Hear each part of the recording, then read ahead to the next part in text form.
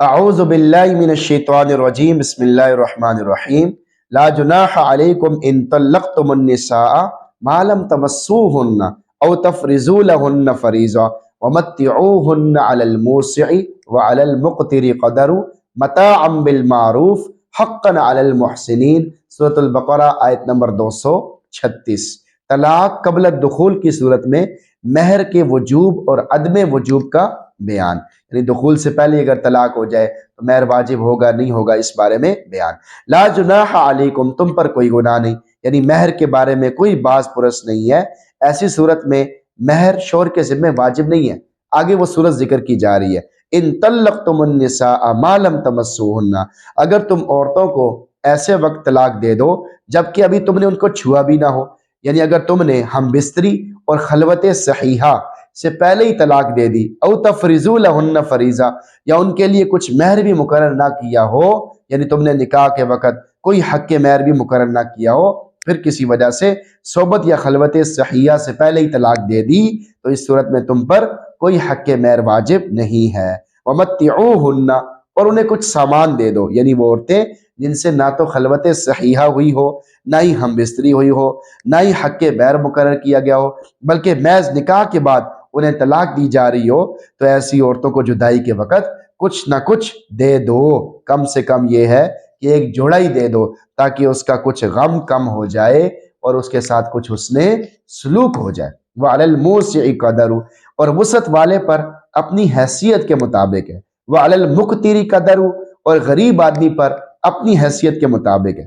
متاعا بالمعروف، بھلے طریقے سے دے دو، یعنی ایسے انداز سے دے دو جو شریعت میں اچھا ہو اور مروت کے اعتبار سے بھی درست ہو، اور عورت کے جذبات کا لحاظ کر کے دیا جائے اور اس کے لینے پر اس کا شکریہ ادا کیا جائے، کیونکہ وہ اس وقت غم زدہ ہے۔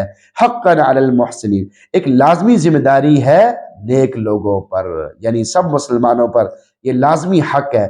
سب مسلمانوں کو ہی حسن سلوک کا اہتمام کرنا چاہیے، اس لیے سب مسلمان اس حکم میں داخل ہیں۔ لفظ محسن لا کر ان کے وصف کو واضح کر دیا کہ مسلمانوں کو محسن ہونا چاہیے، احسان کرنے والا ہونا چاہیے، اور محسن اسے کہتے ہیں جس کو اللہ کے ساتھ والہانہ، عاشقانہ، احسانی، جنونی تعلق نصیب ہو جائے۔ اچھی طرح اس بات کو سمجھنا چاہیے۔ متعلقہ کو سامان دینے کی حکمت، طلاق دیتے ہوئے سامان اور کچھ خرچہ دینے میں حکمت یہ ہو سکتی ہے کہ عورت کو جب مباشرت اور خلوت صحیحہ سے قبل طلاق دے دی جاتی ہے تو اس کی عزت شرافت پر ایک داغ پڑنے کا خطرہ ہوتا ہے، اور عام لوگ کہنے لگ سکتے ہیں کہ اس عورت کا قصور ہوگا، اسی وجہ سے اس کے خامند نے اسے طلاق دے دی، اگر یہ ٹھیک ہوتی تو اس کا خامند اس کو اس طرح طلاق کیوں دیتا۔ اس طرح اس کی عزت داغدار ہو جاتی ہے۔ دین اسلام نے اس موقع پر اس عورت کو مال دینے کا حکم فرما دیا، اس لیے کہ جب طلاق دینے والا عورت کو کچھ مال وغیرہ دے کر عزت شرافت سے رخصت کرے گا تو لوگ سمجھیں گے کہ عورت میں کوئی قصور نہیں ہے، بلکہ خامند نے اس کو کسی اور وجہ سے ہی طلاق دے دی ہوگی۔ اس طرح صنف نازک کی عزت اور اس کا وقار محفوظ ہو جائے گا۔ قربان جائیے دین اسلام کے حسن تربیت پر اور اس کے کمالات پر۔ دین اسلام دوسروں کی عزت، ان کے احترام اور خاص کر کمزور کی عزت اور اس کے احترام کی کس قدر رعایت کرتا ہے۔ آیت کا میسج آپ کے نام۔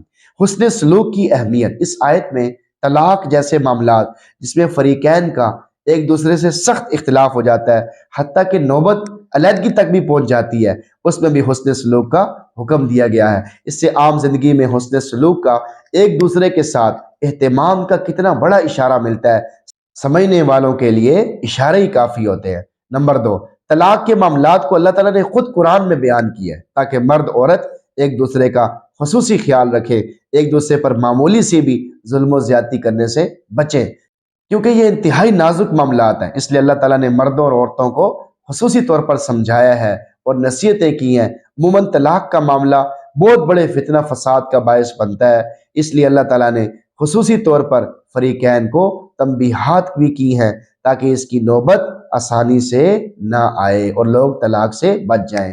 تو آج جو طلاقوں پر طلاقیں ہو رہی ہیں، آپس میں نفرتیں ہو رہی ہیں، اس کی وجہ کیا ہے کہ قرآن پڑھنے، سننے، سمجھنے میں کمی ہے، اور قرآن سے دوری ہے، قرآن سے غفلت ہے، اور قرآن کے احکامات کو جاننے میں سستی، کمزوری، غفلت ہے، اور اس کا نقصان ہمارا پورا معاشرہ بھگت رہا ہے۔